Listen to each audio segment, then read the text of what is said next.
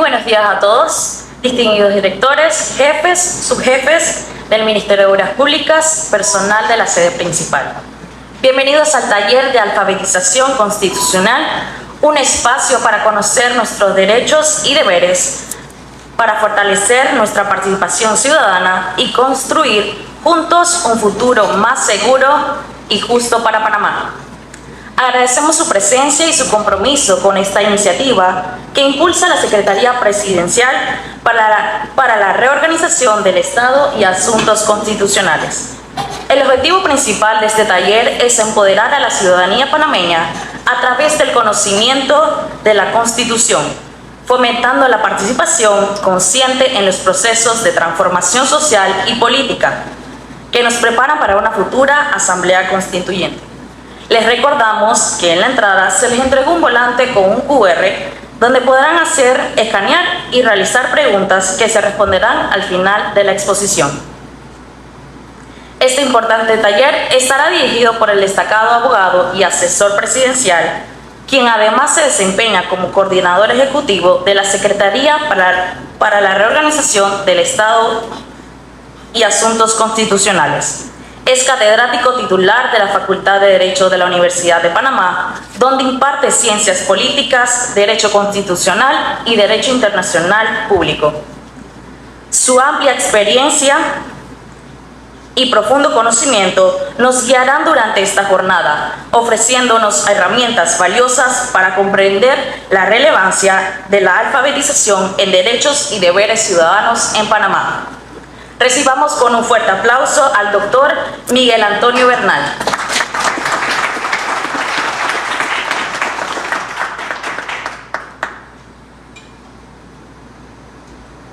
Buenos días, ciudadanos todos. Muchas gracias por la oportunidad de conversar con ustedes en torno a un tema que, para que tenga validez, tiene que ser absolutamente de todos. Como es de su conocimiento, este año 2025 ha sido decretado el año de la alfabetización constitucional como primera fase del proyecto de Estado hacia una nueva constitución. El actual estatuto que nos rige va a cumplir en menos de un mes 53 años. Todos aquí como ciudadanos estamos conscientes de los cambios que ha vivido el mundo en este medio siglo, que hacen imperativo que Panamá, para poder desenvolverse y desarrollarse en todos los terrenos mejor, necesita una reconstitucionalización y una reinstitucionalización del país. Y la vía más democrática de hacerlo no es otra que a través de un proceso constituyente. Un proceso constituyente no es otra cosa que el ejercicio del poder ciudadano de crear constitución, puesto que es al soberano, el pueblo, a quien le corresponde la tarea de una constitución, y sobre todo ahora en este siglo XXI. La evolución que ha tenido el derecho constitucional, el constitucionalismo, a lo largo de más de 200 años, nos lleva hoy en día a que no se puede concebir que haya un Estado sin constitución, pero no cualquier texto puede ser llamado constitución, y mucho menos si es un texto impuesto. En el caso nuestro, el texto que tenemos como constitución fue impuesto a raíz del golpe militar en 1972. Ha conocido 4 reformas, 78, 83, 93 y la última en el 2004. Pero a pesar de todas las reformas, no ha perdido su esencia, es decir, es un estatuto constitucional concebido para un régimen arbitrario, autoritario, y por eso todavía hoy nosotros confrontamos toda una serie de problemas, puesto que todos los órganos del Estado no están actuando dentro del marco de las atribuciones y las funciones que le corresponden en este siglo XXI. En ese sentido, Panamá y Chile, por ejemplo, son los 2 únicos países del continente que han preservado una constitución impuesta por una dictadura militar. Chile hizo el intento, después de los sucesos del 2019, de cambiar su constitución, y en los 2 ensayos fue rechazada la propuesta por parte de la población, porque en el primer ensayo se fueron de un lado, en el otro ensayo se fueron del otro, y no pudieron o supieron dar con un texto constitucional a satisfacción del pueblo chileno. Y hoy todavía se encuentra entonces aprendiendo lo que pasó en Chile, es decir, que se fueron a un proceso constituyente bajo el imperio del miedo, de lo que había sucedido en el 2019, que todos recordarán que hubo todo tipo de insurrección social, es que nosotros consideramos que es prioritario que, disfrutando todavía nosotros de la convivencia pacífica que ha caracterizado a nuestra sociedad, en medio de todo, procedamos entonces a darle una nueva constitución y no a tener que esperar que se dé otro estallido, porque hemos tenido uno en el 22, otro en el 23, otro en el 25, y al camino que vamos vendrá otro por ahí también, porque estamos dentro de una camisa de fuerza que no nos permite abrir sobre todo yo no diría las carreteras, sobre todo ante ustedes que son del MOP, sino frente a las amplias avenidas a la participación ciudadana, que es lo que se requiere para que las cosas caminen en cualquier sociedad. Pero ahí empiezan una serie de contradicciones, como digo yo, sobre todo en una sociedad como la nuestra, ¿no? En que de una u otra forma se nos ha querido inculcar que no somos capaces de una cosa, que no somos capaces de otra, y nos han llevado a la subestimación que muchos practican de deja eso así, no vale la pena cambiar, eso va a traer problemas, o sea, excusas para no caminar de la mano del cambio siempre habrá. Pero nosotros tenemos que abandonar esas excusas y entrar de lleno a ese proyecto de Estado, que no es un proyecto de gobierno, que no es un proyecto de un individuo, que no es responsabilidad de una secretaría, sino que tiene que ser visto como una responsabilidad de todos, porque hoy en día, para el constitucionalismo moderno, la Constitución tiene que ser la casa de todos, como norma máxima, como carta magna, como contrato social. Tiene que ser una Constitución que sea de todos, para todos y con todos. Entonces, no podemos nosotros dejar que sea el miedo el que vaya a dominar una conversación nacional o un diálogo o un debate para nuevas instituciones que necesitamos con urgencia.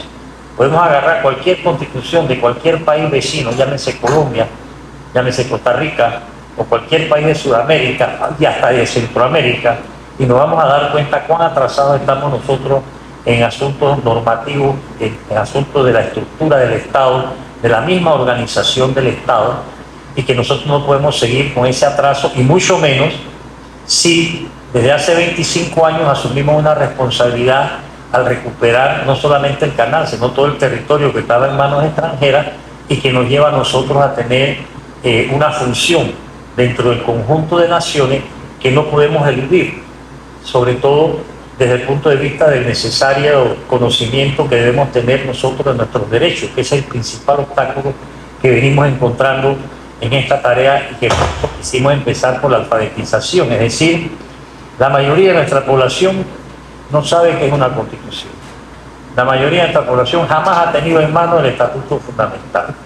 Y la mayoría de nuestra población no conoce sus derechos ni sus deberes. Entonces eso nos crea una fuerte contradicción entre la normatividad y la normalidad que debería existir en una sociedad. Entonces ha llegado el momento de que nos acometamos a la tarea de darnos la actualización pertinente para poder no solamente cumplir con las responsabilidades en el plano internacional, en un mundo cada vez más internacionalizado, en un mundo cada vez más intercomunicado, y que podamos nosotros también acometer la tarea entre todos de dar a nuestra población los derechos, las garantías y todo lo que le corresponde. Aquí en Panamá se nos ha querido hacer creer, y todavía algunos creen que es así, lo dicen sin darse cuenta, vamos a decir, de que el principal recurso natural de Panamá es el canal. No, el principal recurso de Panamá somos nosotros, su población, sus ciudadanos, y es a quien se deben todas las instituciones, a quien se deben deber todo el gobierno. No importa quién gobierne, porque la sociedad civil, ¿qué es lo que quiere? Que la gobiernen bien. No todo el mundo quiere ser gobierno, bueno, sí, hay algunos que sí quieren ser gobierno, porque ahora que está la corrupción de moda y la impunidad, pues todo el mundo quiere ver que hay para mí, que se lleva, ¿no? Lo estamos viviendo a diario cuando ustedes ven en la noticia que agarran a un santeño con 2 iguanas y le clavan 6 años. Pero agarran a uno de estos que estuvo en el gobierno pasado, para no irnos más atrás o más adelante, y con 28 millones le dicen venga a firmar 2 veces al mes. O sea, eso se llama impunidad, eso se llama corrupción. Y la gente está harta de la corrupción y la impunidad, pero también hay gente que frente a tanta corrupción y tanta impunidad, están viendo a ver por qué rendijas se cuelan para aprovecharse de esa situación. Entonces, nosotros tenemos que crear todos los mecanismos que nos permitan que esta primera fase del proyecto de constitución nueva, de este proyecto constituyente, que es la alfabetización en aras, sobre todo de motivar, sobre todo de invitar a la ciudadanía a la participación. Entonces estamos haciendo estas charlas, conferencias, mesas redondas, cabildos, diplomados, publicando, creo que les han dado algunas de las publicaciones que estamos haciendo, con el propósito de que empecemos todos por alfabetizarnos para poder alfabetizar, porque lo que se quiere es que cada uno de nosotros a su vez lleve este tema a su casa, a sus familiares, a sus amistades, a sus vecinos, el lugar de trabajo, o sea, ir generando una conversación o un debate. Nosotros sabemos que hablar de cambio, y sobre todo de cambio constitucional, puede generar alguna reticencia o escepticismo que forman parte, digamos, de esa idiosincrasia nuestra frente a las situaciones que vivimos. Pero lo que nosotros tenemos que ver en este momento es que si Panamá hace 80 años pudo darse una constituyente que nos dio la Constitución del 46, constitución que fue considerada como la más democrática y progresista del continente en su momento, que lastimosamente hoy nadie conoce. No se conoce la del 72, menos va a conocer la del 46, que si la pusiéramos a regir hoy aquí, sería mucho más eficaz, eficiente que la actual. Esa constituyente del 45 es la que nos sirve a nosotros de inspiración local para hablar de constituyente 80 años después, frente a la necesidad y a la urgencia de un cambio que se tiene que dar en este país, repito, no solamente de constitución, de instituciones, y también del mismo cotidiano de nosotros como ciudadanos. Entonces, en el 45, que se convocó a una asamblea constituyente, en aquel entonces, recuerden ustedes, que había una situación bastante atípica. Había un gobernador en la zona del Canal, 14 bases militares, 34.000 soldados estadounidenses. Había un embajador de Estados Unidos y el gobernador y el embajador mandaban más que el presidente de Panamá. Y en medio de esa curiosa situación, Panamá llamó a una constituyente. Las mujeres no podían votar en aquel entonces. Sin embargo, con la constituyente se les permitió no solamente votar, sino participar como candidatas, y hubo mujeres constituyentes en la sociedad del 45. Entonces, ahora se quiere retomar lo positivo de esa constituyente para convocar a una nueva constitución. Sin una constitución actualizada, sin una constitución moderna, esto no va a avanzar. Avanzarán sí algunas individualidades, algunos sectores, pero como país, como nación, como sociedad, como Estado, como república, como colectividad, no vamos a poder avanzar. Entonces se ha querido iniciar, decía, con este año de la alfabetización constitucional, cumpliendo también el propósito de abocarnos a una nueva constitución. Esta fase de alfabetización constitucional propiamente dicha se quiere que dure hasta el 1 de julio del año entrante, 2026. No es que se va a dejar de alfabetizar, se va a seguir alfabetizando, pero ya a partir del 1 de julio se quiere entrar en todo lo que conlleva el procedimiento de la organización para la elección de los constituyentes, elección que no tiene nada que ver con una elección de diputados, que no se puede hacer bajo los parámetros de un código electoral que ha sido concebido para otros propósitos, que no se puede hacer, en opinión nuestra, bajo la férula o la égida del Tribunal Electoral, que no está hecho para ese tipo de elección, que es una elección para una tarea patriótica e histórica como la de darnos una nueva constitución. Entonces, se quiere que la elección de constituyentes sea en marzo o abril del año 27. Los constituyentes, o quienes se vayan a elegir como constituyentes por parte de todos, porque es una elección en la que tenemos que participar todos los ciudadanos, sin excepción, se quiere que se establezcan previamente en esos meses de julio a mayo, a abril o marzo del año 27, se establezcan los prerequisitos y requisitos para ser constituyente, porque no podemos nosotros ir a una elección de una tarea tan noble y no poner requisitos que nos garanticen que no van a llegar a los predios de la constituyente gente que ya ha hecho daño o que van a ir a hacer más daño del que ya tenemos. Por eso queremos decir, por ejemplo, que hay que empezar a pensar de que no puedan ser candidatos a constituyentes los que estén ocupando o hayan ocupado cargos, comando y jurisdicción en determinado tiempo. Así nos liberamos. También se ha pensado porque muchas veces lo preguntan, ¿cuánto va a recibir un constituyente? Estamos proponiendo que sea salario sin sueldo. Pues lo mejor, porque si no te van a querer que se le dé X cantidad de dinero como los magistrados de la Corte, que de la noche a la mañana se subieron el salario, así fue como si nosotros estuviéramos en Abu Dhabi. Entonces, se quiere también establecer una serie de prerequisitos estrictos, pero ¿de parte de quién? De parte de la ciudadanía. No es de parte ni de la Secretaría ni del gobierno, sino que nosotros ya vayamos conversando los parámetros de esa elección, que esos constituyentes puedan sesionar los meses de mayo y junio del 27, 60 días, porque no vamos a inventar la rueda nosotros en materia constitucional, ya todo ha sido dicho. Como le decía, cualquier constitución que usted agarre se va a dar cuenta que nosotros estamos muy atrasados. Entonces, esos constituyentes debatirían la nueva constitución ¿en base a qué? En base a proyectos de constitución que se preparen de parte de los distintos sectores de la ciudadanía, para que al momento de que se vaya a elegir constituyente, las personas que se postulen como constituyentes se comprometan previamente a decir: yo voy a defender este proyecto. O sea, que el elector sepa exactamente que no va a votar por alguien que habla bonito o que echa cuentos o que tiene más plata, porque también hay que regular. No creo yo que para los constituyentes podemos nosotros darnos el lujo de decir, bueno, sí, que se pueda hacer propaganda, etcétera, porque caemos en lo mismo. O sea, tenemos que renovar toda una serie de prácticas, tenemos que ser creativos, todos.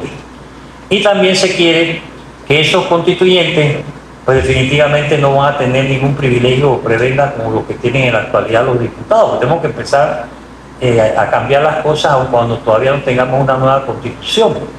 Entonces, para que se lo vayan diciendo, para que lo vayan sabiendo a los que quieren ser constituyentes, si nos ponemos de acuerdo, no van a tener pasaporte diplomático para ellos, la mujer, el marido, la querida o el querido, no. ¿Por qué? Porque ellos no van a viajar, ellos se van a sentar ahí 60 días a trabajar.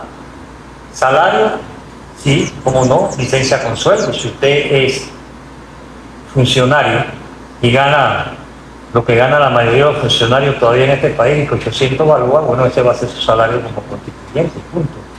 No se le va a dar tarjeta de crédito, no se le va a pagar el celular como ahora, que los diputados el celular lo pagamos nosotros con nuestros impuestos.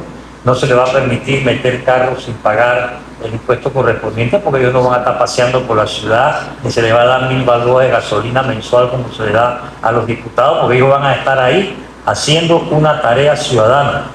Lo que sí, yo por lo menos estoy de acuerdo que sí le demos una tarjetita de metro, para que asegurarnos de que van a ir a trabajar, y no van a decir, yo no pude llegar porque no tenían cómo. O sea, que somos los panameños para cierta vaina. Entonces, sí, tenemos que ser bien exigentes, porque se trata de algo muy especial.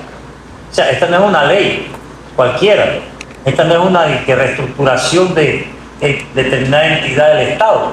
Esta es una constitución con todo lo que eso significa hoy en día. La norma más sagrada, pero para que lo sea tiene que ser de todos, porque de otra manera entonces, en lugar de existir un sentimiento jurídico, un sentimiento constitucional, lo que hay es un resentimiento, es decir, una aversión a la norma, porque la gente dice, no, si a mí no me preguntaron nunca esto, etc. Y lo que nos pasa muchas veces con nuestros propios derechos y nuestras propias garantías, que como no los conocemos, a veces no, si no nos damos cuenta cuando se están violando.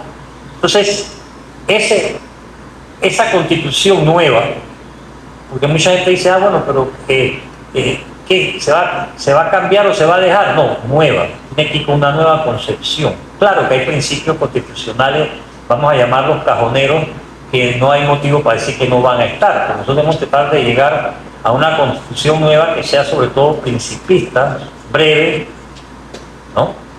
Y que sea verdaderamente sentida por la población. La medida en que es sentida va a ser respetada, va a ser protegida y vamos a estar todos pendientes de que no sea violada.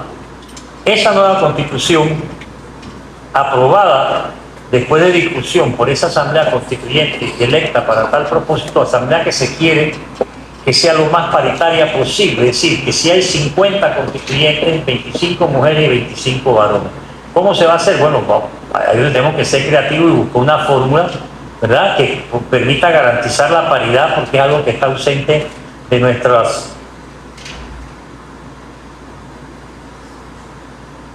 Perdón. Es algo que está ausente de nuestras prácticas, la paridad.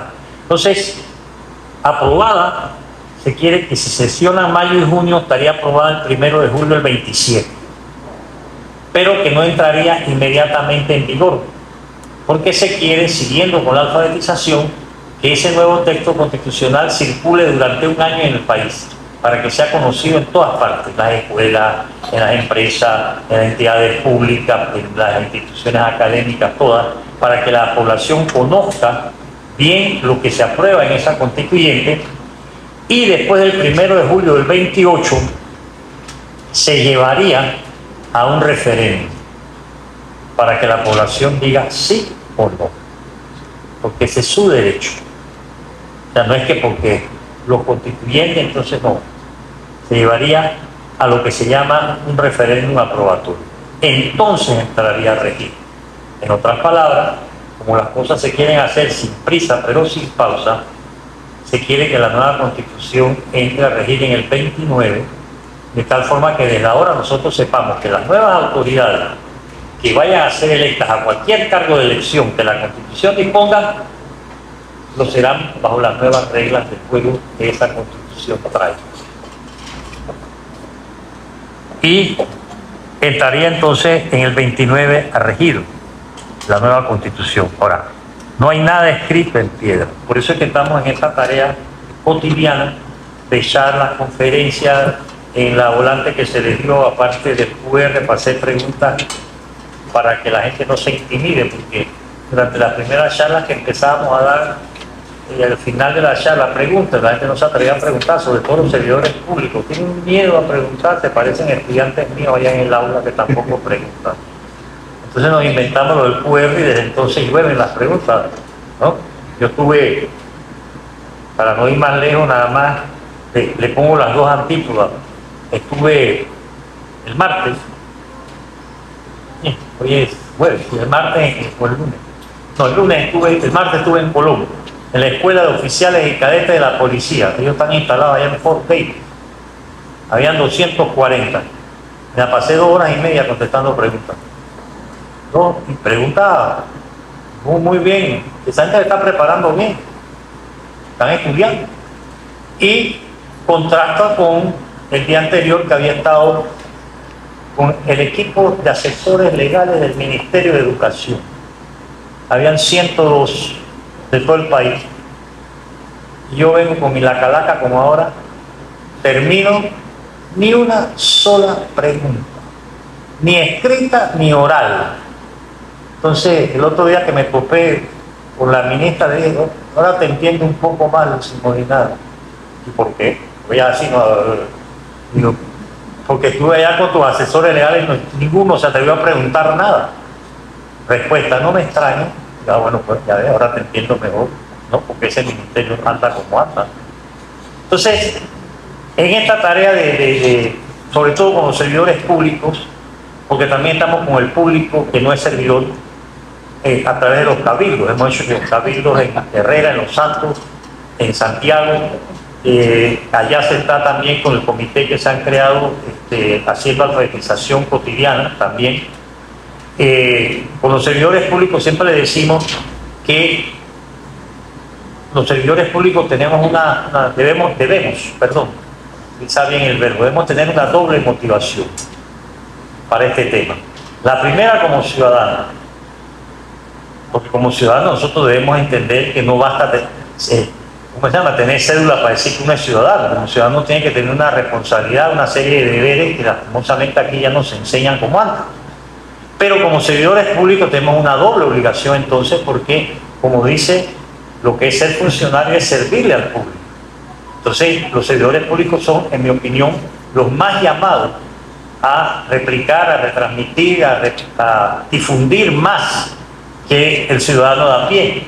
Porque el servidor público, cualquiera que sea la posición en que se encuentre o el ministerio en que esté, ¿verdad?, está en una posición de contacto de una u otra manera con la ciudadanía y está más llamado a compartir estas inquietudes que deben existir y que nos deben llevar previa debate, previo concertación a una nueva constitución. Yo sé que el tema, la sola idea de una nueva constitución no despierta necesariamente un interés inmediato. Mucha gente lo escucha a uno y por ahí la gente ya empezó a decir, no, que eso lo está haciendo Molino para quedarse. Digo, Dios nos libre. No, por favor, ¿cómo vamos a estar haciendo una constitución para que se quede nadie? Si lo que queremos es que haya una remoción no solamente de normas, sino de cuánta cosa, magistrado, todo tiene que renovarse. Y lo que se quiere es pues, que lleguemos a contar con un elemento cohesionador, porque eso también es la tarea de una constitución. Una constitución está llamada a integrar a la sociedad, y esta sociedad nuestra está demasiado atomizada, a tal punto que no nos damos cuenta de la urgencia de consolidar nuestra identidad nacional, nuestro sentido de pertenencia a esta patria. Y una constitución, entre sus funciones está la función integradora de la sociedad, puesto que, repito, es la norma máxima. Ninguna sociedad puede vivir sin constitución, ninguna, y menos en estos tiempos. Ya a raíz de la Declaración de los Derechos del Hombre, Francia, de 1789, se decía que toda sociedad en la cual no hay separación de poderes y donde no se respetan los derechos no tiene constitución. Entonces nosotros tenemos ese problema porque el estatuto que nos rige no solamente no es constitución porque fue impuesto, sino que no es constitución porque no nos garantiza los elementos básicos de un Estado de derecho: separación de poderes, respeto al debido proceso, respeto a los derechos humanos, seguridad jurídica, supremacía de la Constitución. Ustedes agarran la Constitución y pueden abrir en la página que se les antoje y se van a dar cuenta que se va a encontrar con artículos que no la respetan, que son violados, que no son considerados. Entonces, eso es lo que se tiene en mente hasta la fecha. Repito, no hay nada escrito en piedra. Se nos ha dado una responsabilidad que no podrá ejecutarse si no es con la cooperación de todos, y más, repito, de los servidores públicos, por el hecho de ser servidores públicos. Entonces, este país está urgido de actualizarse, porque tenemos una situación bastante crítica. Nosotros estamos sentados en un barril de pólvora. Que no nos queramos dar cuenta, eso es otra cosa. Pero el problema no es que estemos sentados en un barril de pólvora, sino que hay un poco de gente por ahí que anda fumando cerca del barril de pólvora y con ganas de tirar la colilla para que esto explote. Entonces nosotros tenemos que ser muy cuidadosos en evitar caer en lo que ya otras sociedades han vivido: la confrontación, la violencia, ¿no? Y los resultados no son los esperados por quienes derramaron su sangre o lo que sea. Entonces, esa convivencia pacífica que nosotros hemos sabido tener en medio de nuestras divergencias, que son propias de toda sociedad, porque lo que menos uno quiere es una sociedad donde todo el mundo piense igual. Eso sería extremadamente aburrido. El derecho a disentir es un derecho humano. Entonces, sí tenemos que salvaguardar, y una manera de hacerlo es a través de ese proceso constituyente, porque es el proceso más participativo, más progresista, más popular, ¿verdad? Y el más apropiado de todos los países que conforman la sociedad mundial. 159, más de la mitad en los últimos 50 años ha actualizado o se ha dado una constitución a través de la vía constituyente. Pensemos nada más en los estados que surgieron después de la caída del muro de Berlín, o los estados que surgieron después de la caída de la Unión de Repúblicas Socialistas Soviéticas: Estonia, Lituania, Bosnia-Herzegovina, Eslovaquia, todos esos países nuevos, por así decirlo, más viejos que nosotros, pero nuevos en el sentido de su nueva situación, lo primero que hicieron fue a través de un proceso constituyente. África no se escapa. Sudáfrica, cuando se liberó de esa estúpida y horrible manera de gobernar el apartheid, lo primero que hizo fue darse una nueva constitución. Burundi, también, para mencionar solamente algunos países. O sea, por todos lados, acá cerca de nosotros, Colombia fue el primero que abrió, por así decirlo, hizo el destape con la constituyente del 91, que le dio a Colombia la constitución que reemplazó la de 1886 y que abrió las puertas a lo que se conoce hoy en la teoría y la doctrina como el constitucionalismo democrático. Ya después vinieron Venezuela, Ecuador, lo más reciente son Ecuador y Bolivia, que se han dado nuevas constituciones, de las cuales tenemos cosas que aprender. Por eso le decía que 60 días bastarían, porque no vamos a ir a inventar la rueda en materia constitucional ni a perder tiempo con, ¿cómo decirle?, una asamblea de 6 meses. Sinceramente yo creo que hoy en día, bueno, es que hoy en día con la inteligencia artificial, por ejemplo, si ustedes le preguntan a la inteligencia artificial que le haga una constitución, se la hace en 7 minutos. Pero no se trata de eso, se trata de que nosotros, con la inteligencia nuestra, todos participemos proponiendo, debatiendo y concertando, ¿verdad?, para poder tener un texto común a todos, que sea, por así llamarlo, el catecismo cívico. Esa es la idea hasta ahora, ese es el propósito hasta ahora, dentro del marco de esta tarea de alfabetización constitucional. Sí, con muchos tropiezos que se están teniendo, porque no estamos recibiendo no quiero decir la obligatoria, pero la necesaria participación de las instituciones educativas, por ejemplo. Con la salvedad, porque este país es así de contradictorio, ¿no? Nos vamos de un lado para otro, pero sin contraseña. Nosotros hemos estado durante estos marzo, abril, mayo, junio, julio, estos 7 meses, 8 meses, 6 meses trabajando directamente con el 20º concurso nacional de oratoria, cuyo tema es la alfabetización constitucional. Y nos ha tocado hacer las inducciones, como la llaman, a 4.240 jóvenes en edades de 15, 16, 17 años que han estado participando en este concurso. La semana pasada fue la semifinal y quedaron de 60 semifinalistas, porque han venido concursando en las escuelas, por provincia, por región. Quedaron 15 y el concurso va a ser el día 23 de noviembre de este año. Pero fue muy interesante para nosotros porque con los 60 semifinalistas hicimos un ensayo, una asamblea constituyente, ¿no?, con los jóvenes. Le dijimos, bueno, ustedes ahora son constituyentes, acaban de ser electos por provincia, etcétera, tienen que hacer presentación sobre este tema, el otro tema, y la verdad es que muy emotivo y muy esperanzador ver cómo esos muchachos hacían propuestas, entraban en debate, hacían enmiendas, votaban, se abstenían, o sea, lo hacían de una manera tan apropiada que uno decía, bueno, mira, aquí que se dice que la juventud no sirve, que aquí nos pasamos echando la culpa a los jóvenes, y digo, mira, estos pelados que venían de todo el país, esa es otra de las comarcas, de todas las provincias, de todas las 4.240 jóvenes que fueron así, en charlas así como esta, ustedes, con temas y con preguntas de ellos, y que también ahí era durante ese periodo de que asistíamos a estas inducciones, y los peleos, para aquella época ellos no le dábamos la volante con el QR, sino que ellos venían al frente y decían, me llamo Juan Pérez, quiero saber tal cosa. Y hubo esta gente hay que llevársela para otra entidad del Estado para que le enseñe a la gente a preguntar, ¿no? Sí, yo vengo aquí entre nosotros y termino, yo vengo luchando porque yo digo que una de las materias que hay que dar en las escuelas es cómo preguntar, o aprendamos a preguntar. Hay un temor, no sé si es pánico escénico, que es lo que la gente no quiere preguntar. Y yo lo vivo porque yo sigo siendo profesor de Derecho Constitucional hasta nueva orden en lo que queda de la Universidad de Panamá, y mi problema que yo tengo con los estudiantes es que uno habla y dice, ¿alguna pregunta? Levanten la mano, todos son mancos, y no preguntan. Ahí he tenido yo que meter un paréntesis dentro del estudio de Derecho Constitucional para decirle por qué hay que preguntar, cómo se pregunta, cuándo se pregunta. Hay que preguntar todo. Pero claro, estos pelados llegan al aula y usted le dice, ¿se han leído El Tesoro de la Juventud? No saben ni que eso existía. Porque ahí en El Tesoro de la Juventud había un libro, el libro de los por qué, porque los pajaritos pueden pararse en la mente.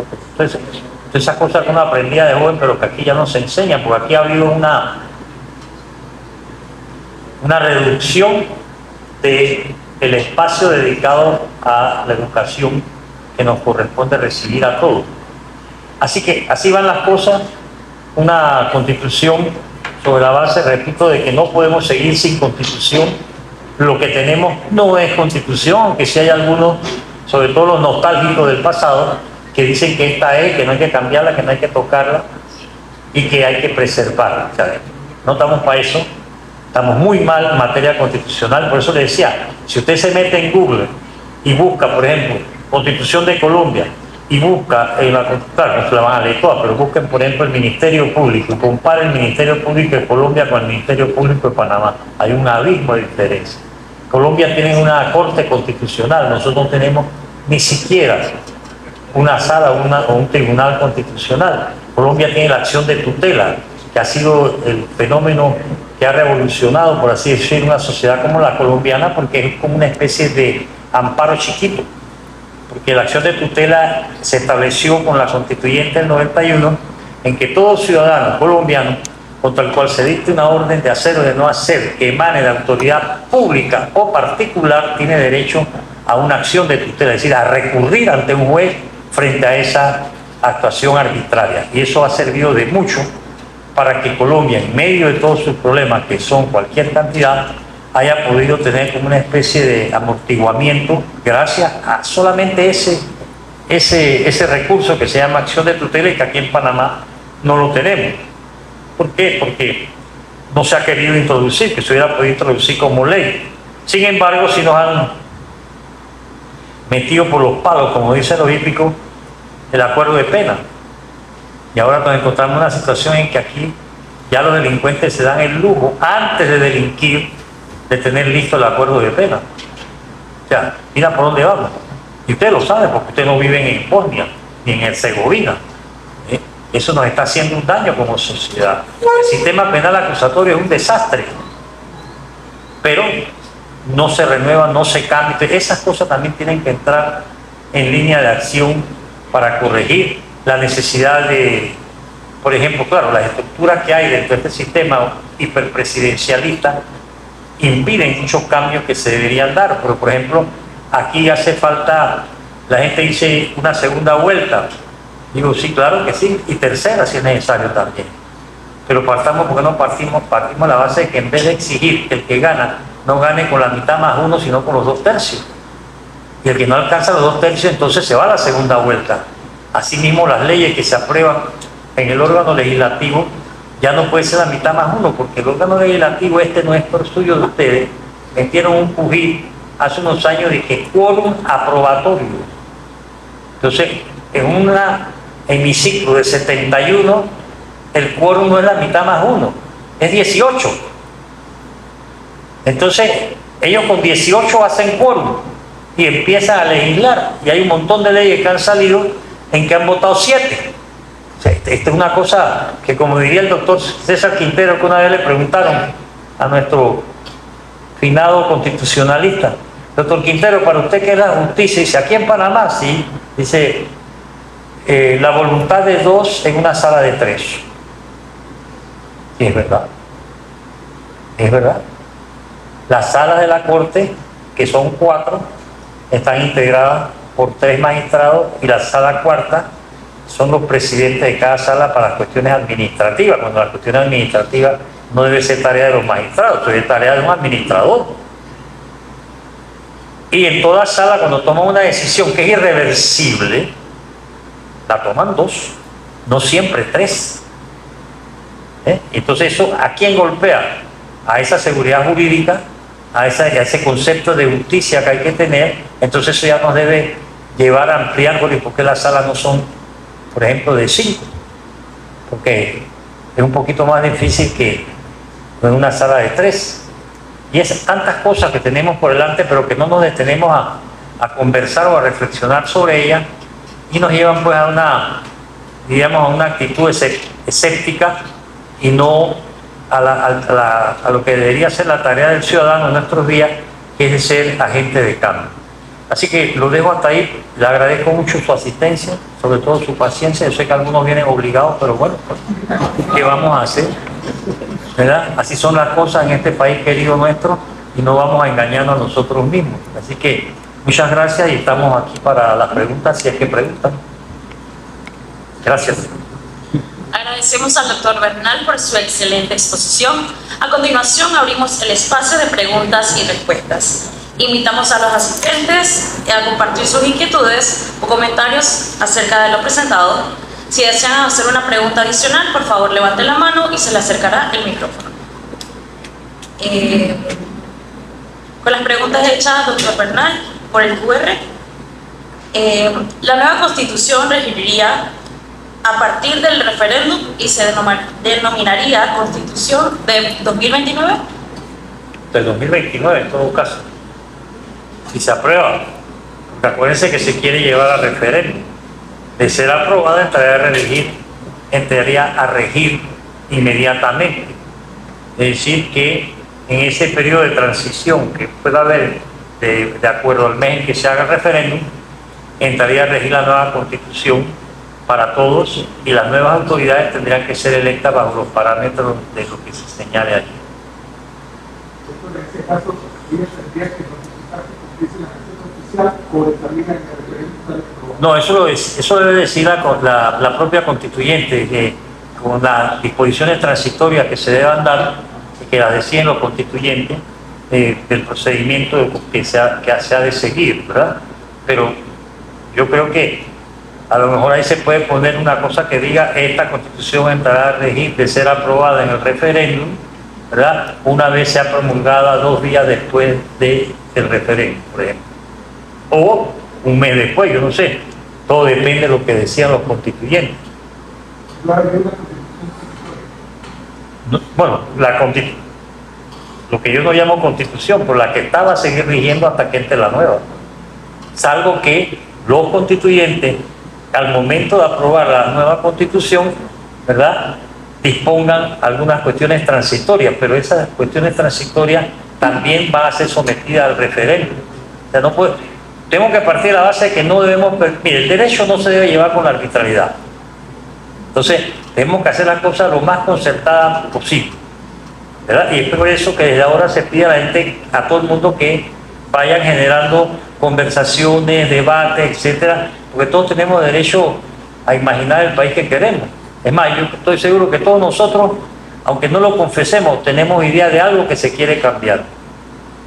Lo que pasa es que aquí todo lo llevamos a la personalización del problema, y eso despolitiza. Aquí lo que hay es que cambiar toda una serie de prácticas que no nos están conduciendo a nada bueno, sobre todo en lo que en la aplicación de la justicia se refiere. La corrupción y la impunidad nos están acabando, por no decir que nos han acabado. Este es un país que tiene ahora mismo 56.000 millones de balboas de deuda. ¿Cómo lo vamos a pagar? Y nos seguimos endeudando, ¿no? Dígame usted. ¿A quiénes? A lo que ustedes decidan, a lo que nosotros decidamos, que por eso decimos que hay que establecer requisitos. Por ejemplo, en el 45, los requisitos eran ser panameño de nacimiento y mayor de edad. La mayoría de edad en aquel entonces era 21 años. Hoy en día tenemos que poner mucho más requisitos, ¿verdad?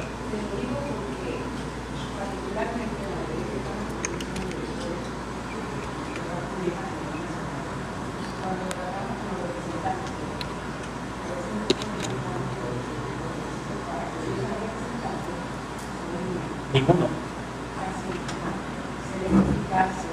Ah.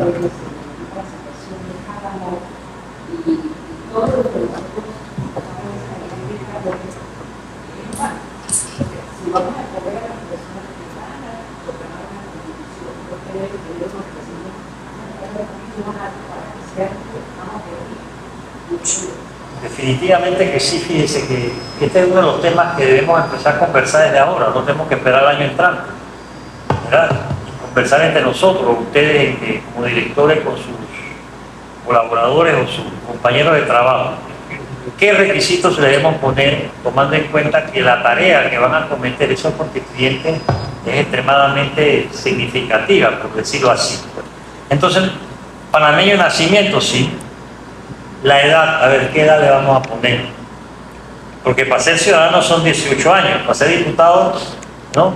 Y para ser magistrado es 35 años, o sea, nos vamos a quedar con los 18 años. Si me lo preguntan a mí ahora, todo va a depender si nosotros vamos a poner, por ejemplo, algún tipo de grado de conocimiento que no se podría imponer en las comarcas porque a ellos no se les ha dado la oportunidad de adquirirlo, ¿no? Además, fíjense ustedes, tenemos en las comarcas donde hemos llegado una universidad fantasma, en que el rector gana desde no sé cuántos miles de dólares al mes y no hay universidad. O sea, tenemos que poner requisitos de probidad, de transparencia. O sea, lo que pasa es que como no se nos ha dado oportunidad durante más de medio siglo de pensar cómo podemos mejorar las cosas, y siempre estamos a la espera de que alguien llegue a hacerlo por nosotros, pero si nosotros vemos, por ejemplo, qué requisitos se han exigido en otras latitudes, tal vez podemos aprender algo de eso, pero yo sí creo que sí hay que poner requisitos bien. Por ejemplo, uno que nos ayudaría a espantar un poco de gente, porque hay manera de hacer que la gente se desanime cuando no vienen con buenos propósitos, sería ese de decir que nadie que haya ocupado un cargo de comando y jurisdicción en los últimos 5, 10, 15, 20 años, por ejemplo, podría ser constituyente. Es decir, evitamos que un poco de gente perniciosa que está por ahí pretenda ser constituyente. Si ponemos un límite a la cuestión esa de que la propaganda, la publicidad, o sea, todo eso hay que verlo. Los requisitos, para mí, es la parte básica. No es tanto de que si la persona, como decirle, piensa por aquí o piensa por allá, no. Los requisitos. Y ahora, por eso estábamos hablando de la necesidad también, pegado a ese requisito de que sea una elección programática. Entendiendo por programática es que cuando usted vaya a votar por el constituyente, lo haga sobre la base de que él diga: yo voy a ir a defender esto, y que se establezca una revocatoria de mandatos fast track, ¿verdad? Que si llega y no cumple, se vaya enseguida, se va, no se puede quedar. Esos constituyentes, la constituyente no puede ser excluyente, ella tiene que ser incluyente en todo. Entonces se quiere hacer como se hizo en el 45, elección de constituyentes provinciales y nacionales. No podemos nosotros ir a una elección de constituyentes que es circuital, con residuo, medio residuo, cociente, medio cociente, cuarto cociente y toda esa porquería. Eso no es posible para uno constituyente, ¿verdad? Entonces, nacional es que si usted llena los requisitos para ser constituyente nacional, eso quiere decir que usted se postula, aunque viva en Panamá o en Bocas del Toro, cualquier ciudadano a nivel nacional puede votar por usted. Y si es provincial, solamente los de su provincia. Las elecciones provinciales tienen que hacerse en base a la población que tenga cada provincia. Porque no pueden ponerle, por ejemplo, a Darién 10 constituyentes y a Colón 3, al revés, tal vez sí. Pero si vamos a poner una cifra de constituyentes, también tenemos que tomar en cuenta esa proporcionalidad, porque no vamos a hacer una constituyente abultada. A mí me parece que la cifra que se utilizó en el 45 sigue siendo válida. Nos llevaría a buscar más la calidad que la cantidad, 51. Pare de contar. Entonces, pero hay gente que te dirá, no, 60, 65, 70, Dios sabrá, pero eso no es una decisión. Nuestra tarea es promover la necesidad de la constituyente. Esos constituyentes yo creo que también hay que advertirle, para espantar un poco de gente, que si usted sale de constituyente, apenas usted termina su labor, si se mantienen las propuestas el 30 de junio, va a su casa. Porque en el 45, ¿qué hicieron? El último día dijeron: ahora nosotros somos órgano legislativo y nos quedamos. Ojo, entonces ya tenemos que aprender lo bueno y lo malo. Así que antes de elegir hay que decirle: usted se va para su casa, y yo añadiría algo, si ustedes me lo permiten, y ustedes si quieren aumentarle más, yo los apoyo. No podrá ocupar cargos públicos con mando y jurisdicción durante los próximos 5 años. Y si me pongo necio, que se ponga coma, ni su mujer, ni su esposo, ni su afinidad, consanguinidad para arriba y para abajo. ¿Por qué? Porque somos panameños, hombre. No se nos olvide. Ahí siempre buscamos el resquicio para hacer más de 4 travesuras. Pero así como el cuerpo humano necesita medicina preventiva, así el cuerpo social también tiene que prevenir. Decir, bueno, por ejemplo, ¿no? Nadie que haya cometido un delito culposo o haya sido condenado, eso también hay que, ¿no? Eso hay que hacerlo. Pero bueno, es una tarea de todos. Pero si, por ejemplo, ustedes en su Ministerio de Obras Públicas, además de tapar huecos, empiezan a hablar del tema en su departamento, no tapan huecos. Sí, es verdad que no están tapando los huecos. Bueno, entonces empiezan a tocar el tema, a ver si tapamos los huecos que hay en la legislación existente. Esos son los huecos que hay que tapar de verdad. ¿Ven? Que yo tengo aquí, que no salga de Centroamérica, ¿no? Yo tengo mi rifirrafi porque andan con ese cuento y que el tren Panamá David, el tren del progreso de este país es una nueva constitución.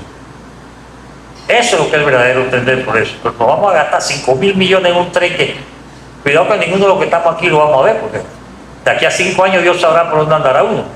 Aquí hay otras cosas más urgentes que hay que hacer. Pero, ¿quién establece las prioridades? ¿Se ha llevado a consulta? ¿Se le ha preguntado a la gente si quieren el tren?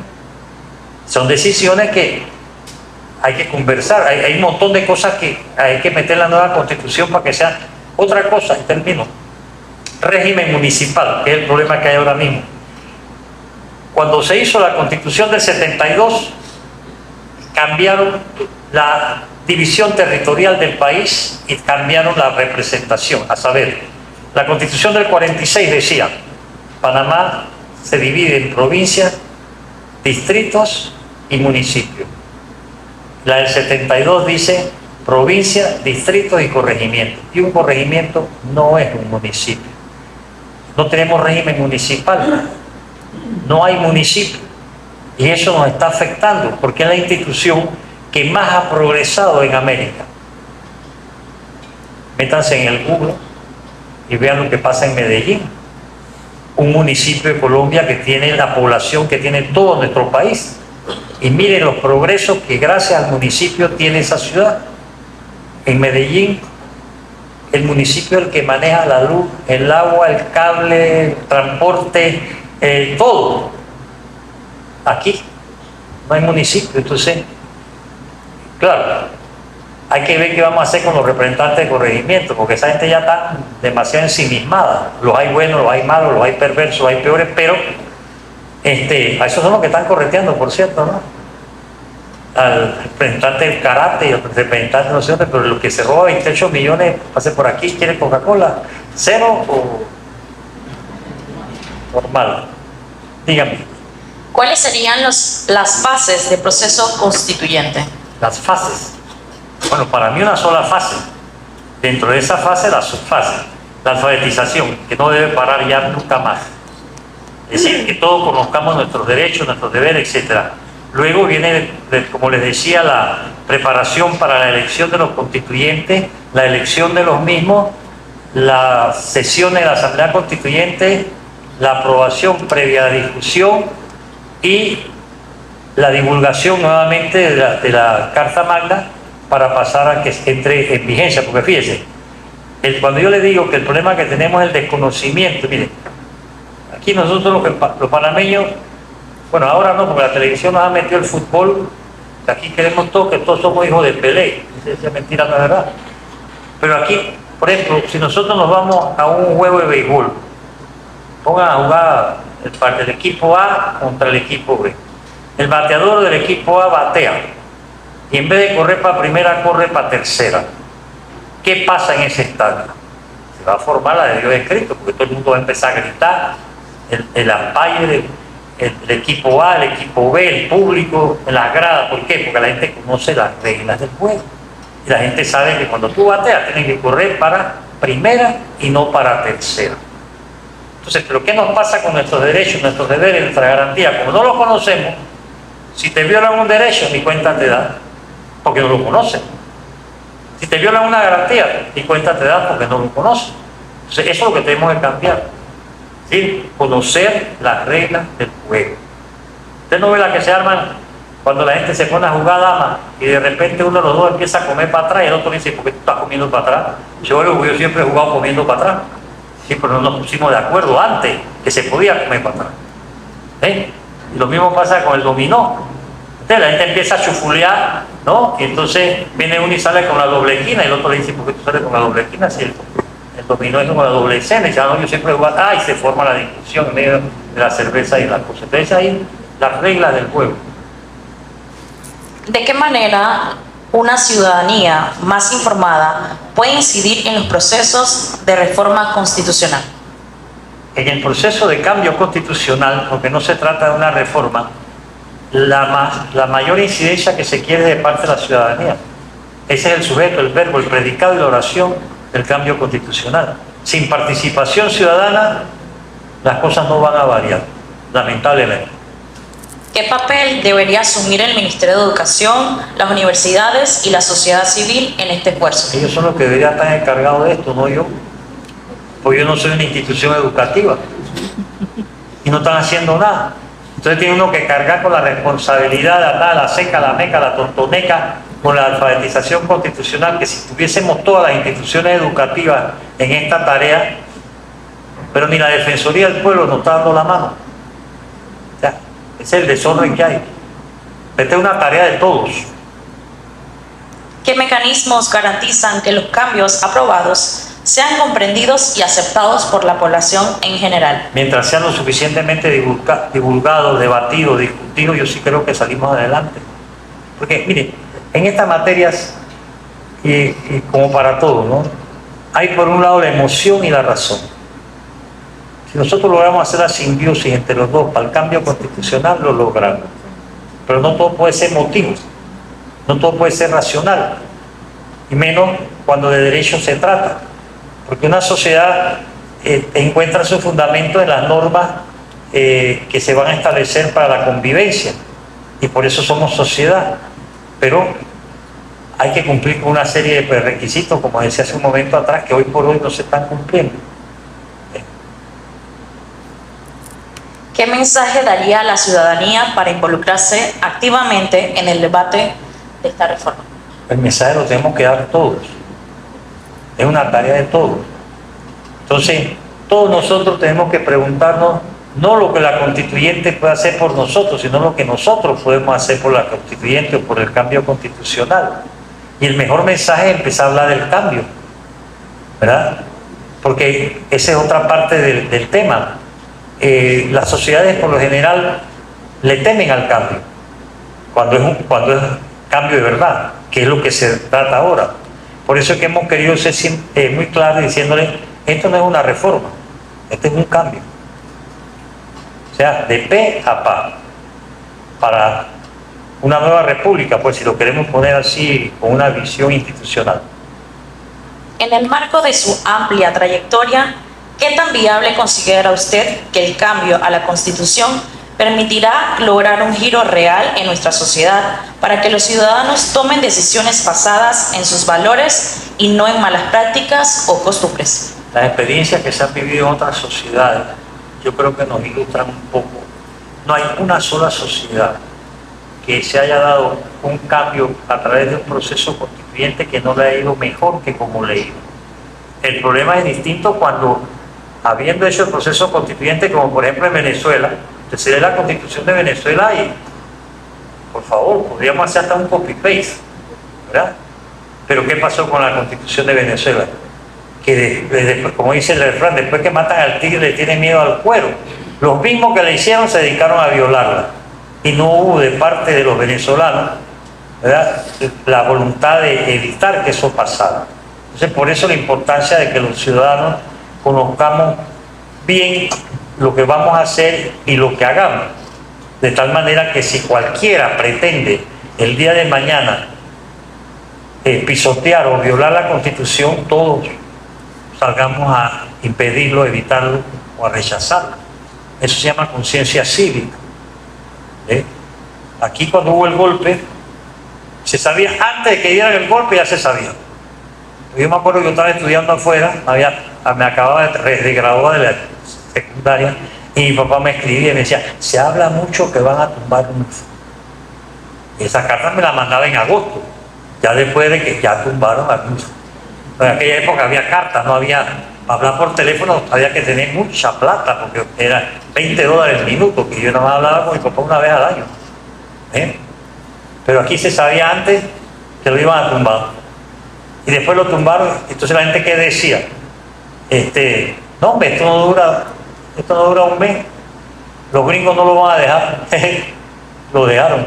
Después cuando venía Navidad decían, le decían a quién era los que estaban, a Urrutia y Pinilla, ¿no? Que entonces cambiaron el saludo, era así, y Urrutia y Pinilla, porque Pinilla era chiquitito y Urrutia era grandotote de allá de la tabla. Le decían los pavos, porque ¿por qué? Que pues no llegan a Navidad, ¿no? Y se quedaron 21 Navidades. Entonces tenemos que sacar las lecciones de nuestra propia historia.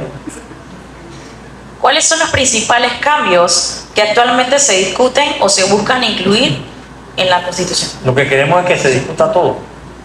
Ahora mismo no hay que un menú. El plato principal es nueva Constitución. Ahora, ¿qué ingrediente va a tener ese plato? Bueno, eso depende de nosotros, los cambios que nosotros queramos. ¿Estamos de acuerdo en seguir con un régimen hiperpresidencialista?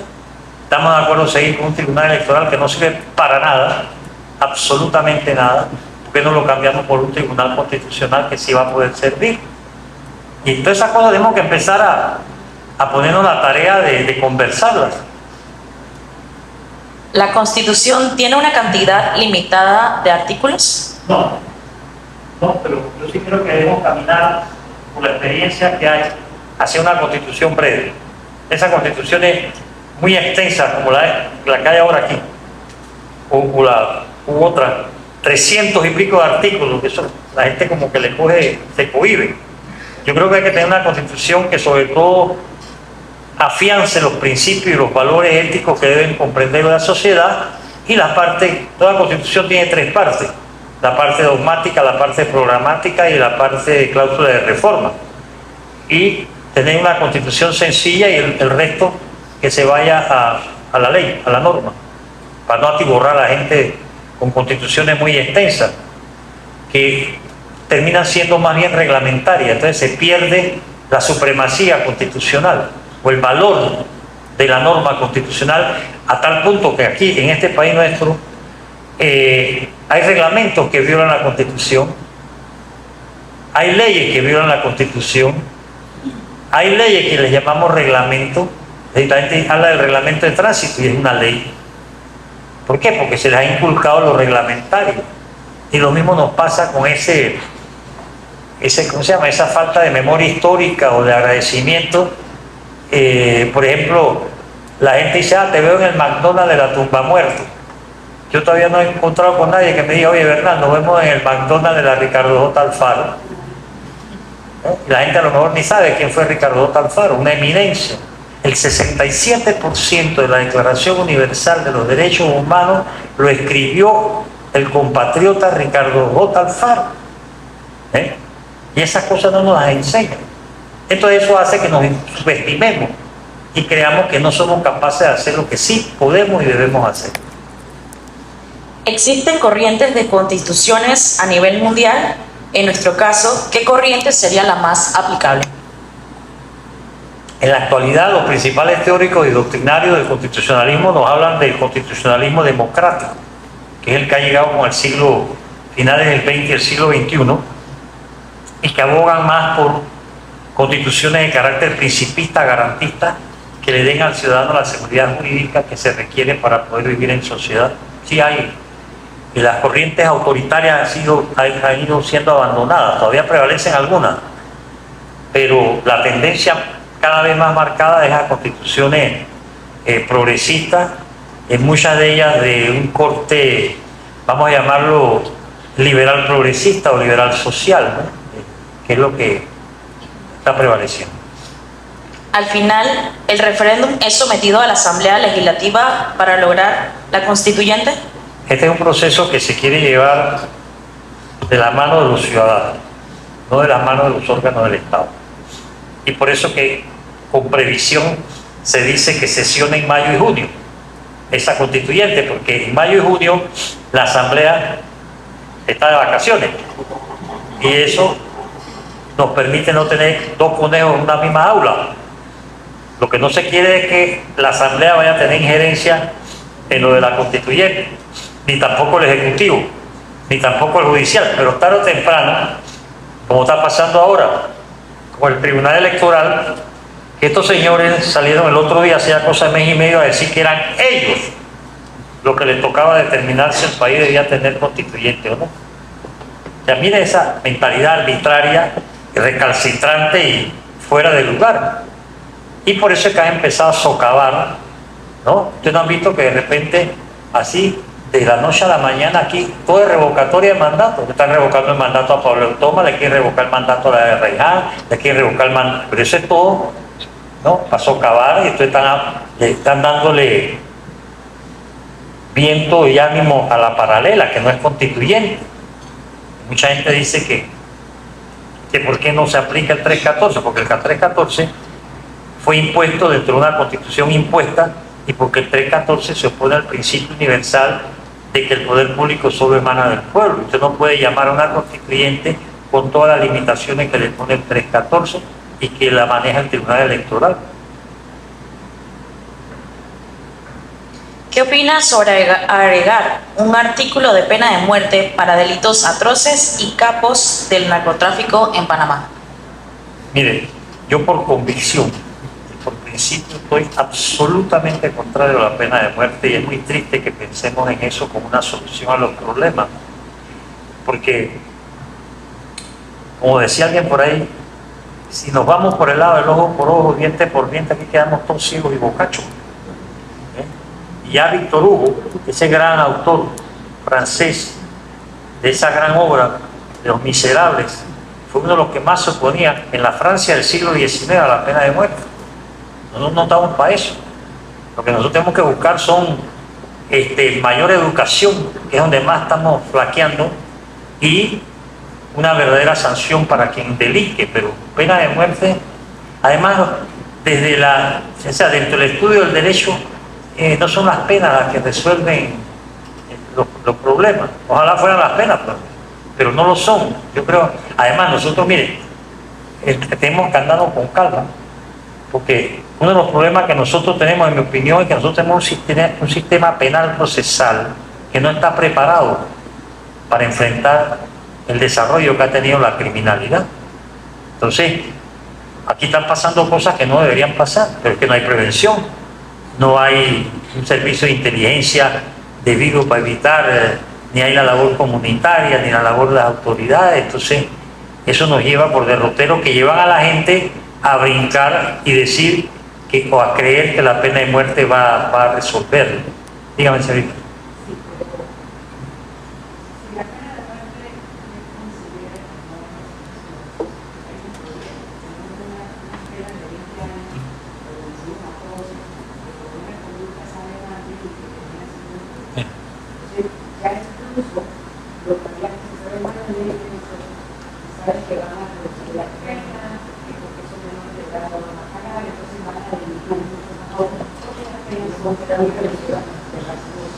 Es correcto lo que usted afirma, pero eso tiene solución sin necesidad de llegar a la pena de muerte, ¿verdad?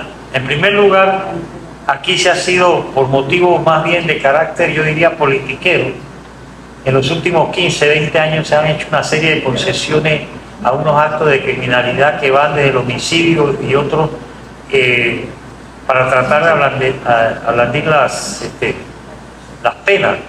Pero el problema que tenemos es, por ejemplo, supongamos, pena máxima 20 años, pues entonces empieza, si te portas bien vas a 19, si tomas clases de ballet en la cárcel vas a 15, y si te levantas todos los días a las 4 de la mañana nada más 10, y cuando te acuerdas a los 4 años ya están afuera, cuando no hay alguno que... ¿Cuánta gente no hay condenada por ahí que anda por la calle libre? O sea, hay todo un desarreglo, desorden, eso es lo que hay que ver. Entonces, sí, yo sí creo que hay ciertas penas que hay que aumentar, sí, hasta la cadena perpetua es viable, pero la muerte no. Nosotros no estamos para matar a nadie, ni para que nos maten, ¿no? pero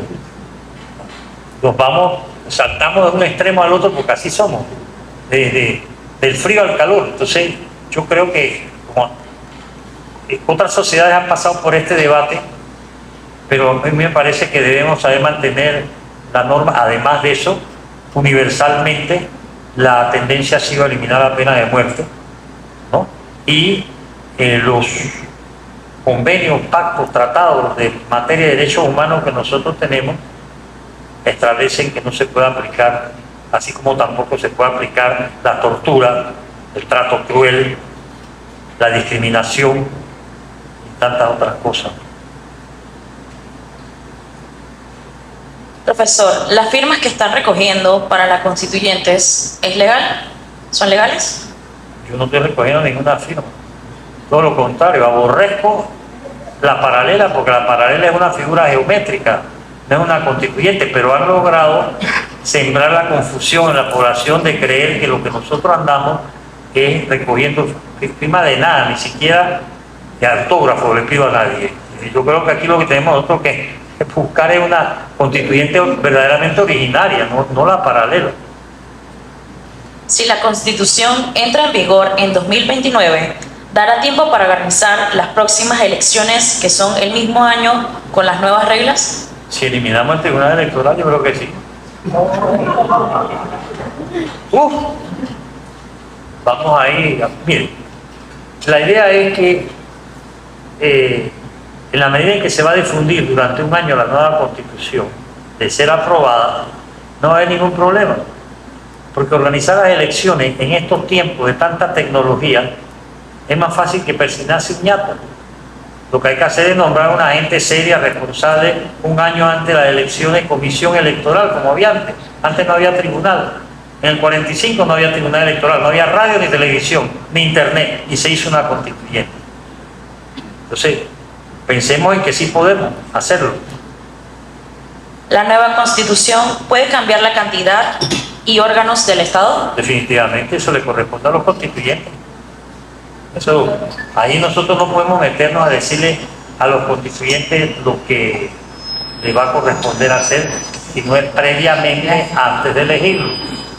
Profesor, buenos días y buenos días a todos. A mí me llama la atención mucho el tema de justicia.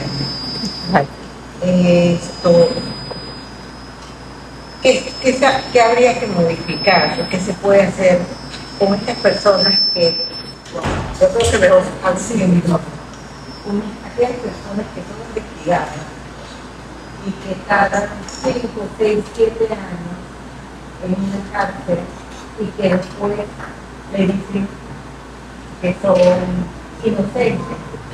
Ese es un problema muy grave que nosotros tenemos porque hemos pasado a ser, gracias a eso, el país de América Latina que tiene la población penitenciaria per cápita más elevada. Pero eso viene de la morosidad de los tribunales, eso viene de la ineficacia del Ministerio Público, eso viene de la impunidad y la corrupción que hay. Entonces, como la ciudadanía no le da seguimiento a eso, ¿no?, ni observancia, ni tenemos ese comportamiento de centinela que debería darse, entonces estamos atravesando una situación en la que si uno afirma que aquí no hay justicia, está diciendo una gran verdad. En primer lugar, por ejemplo, si ustedes ven en el texto constitucional correspondiente, se llama administración de justicia. La justicia no se administra.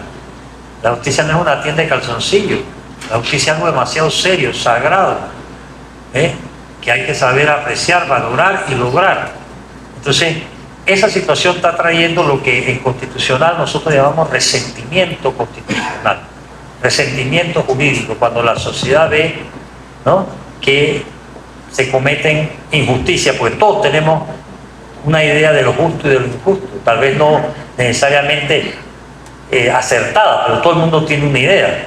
Entonces, por eso la necesidad de tener una normativa que nos permita tener ese mínimo común denominador en cuanto a la justicia y su aplicación. Yo creo que a nosotros, lo decía, en mi opinión personal, el daño principal que nos estamos infligiendo nosotros es la falta de educación en todo.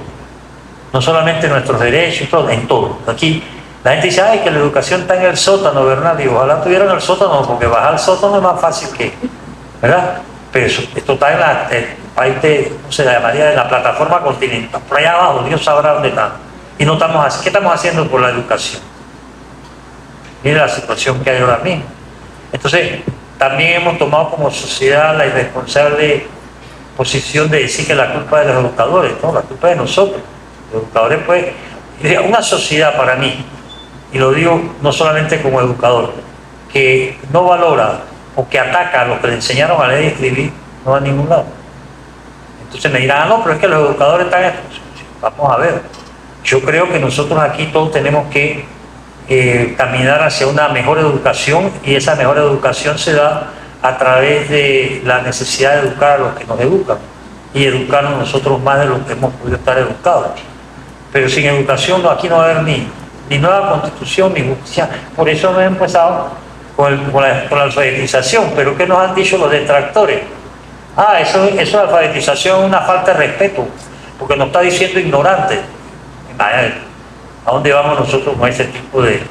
Eso no es ni siquiera lógica. Entonces, la alfabetización, bueno, vámonos a lo que conceptúa la UNESCO sobre la alfabetización, y es la necesaria educación e instrucción que debemos tener nosotros, todos los ciudadanos, de una serie de, no de normas, sino de conocimientos básicos para poder vivir en sociedad. Que eso es lo que nos está faltando mucho. Aquí, capicola para su gallote, y así no se puede. Sí, señor. No, porque la primera, la Constitución habla por el principio del artículo. Sí, extensísima.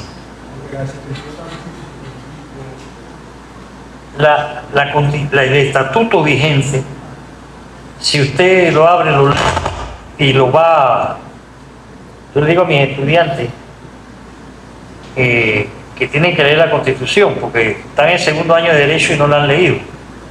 Entonces yo le digo, ¿y usted quién no dejó entrar? ¿Cómo puede entrar usted a estudiar Derecho y no se ha leído la Constitución?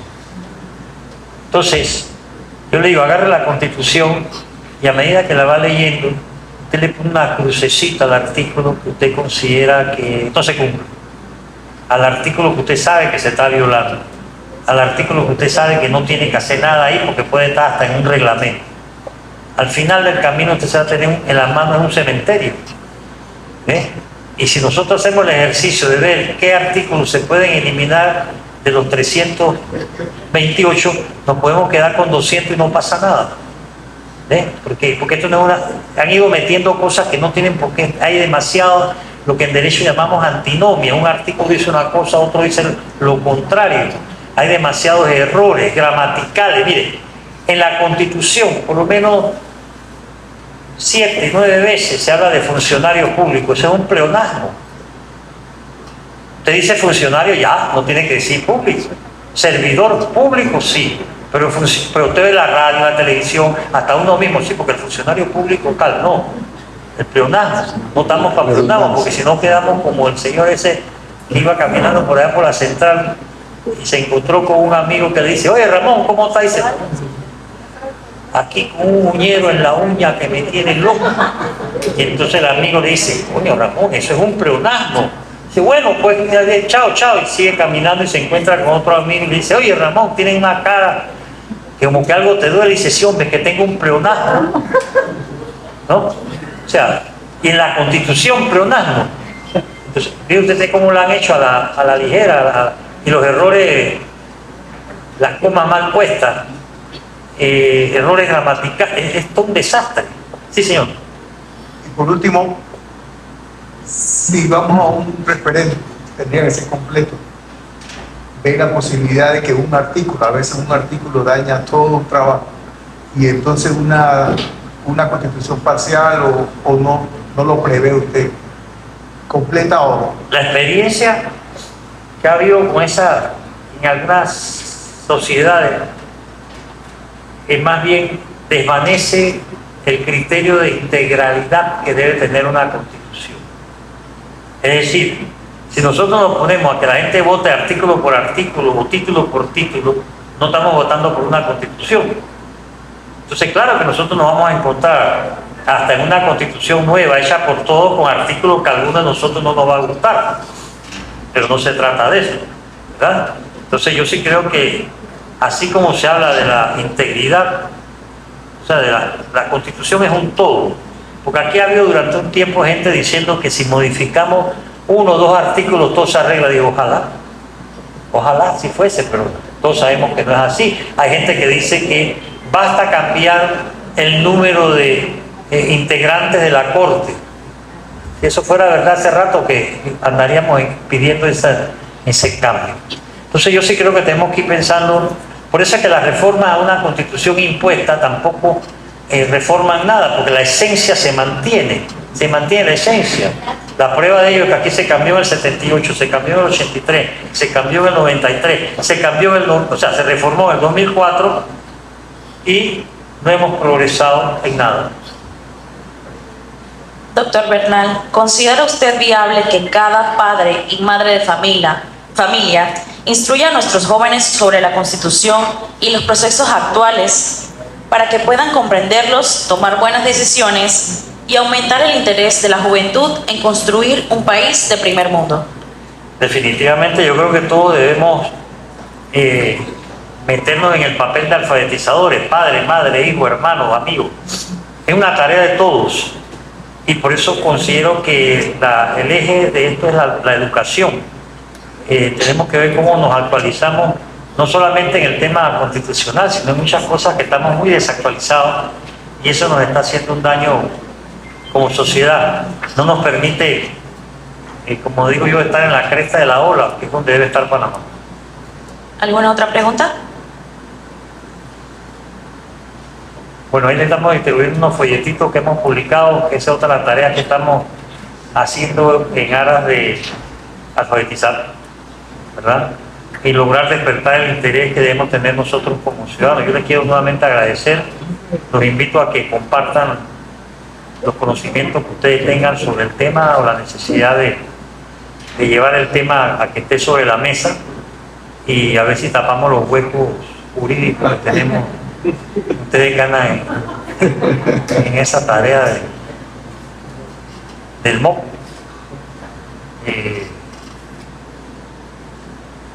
Y el ministro se pavió. Todos los ministros se pavean. ¿Ah? No, tampoco, se fue.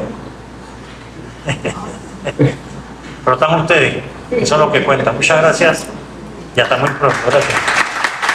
Muchísimas gracias al doctor Miguel Antonio Bernal por compartir su conocimiento y experiencia, así como todos ustedes, por los participantes, por su entusiasmo y compromiso con esta importante iniciativa. La alfabetización constitucional es una herramienta esencial para fortalecer nuestra democracia, promover la participación activa de la ciudadanía y preparar a Panamá para una nueva etapa en su vida constitucional. Muchísimas gracias a todos por su presencia y que tengan un excelente día.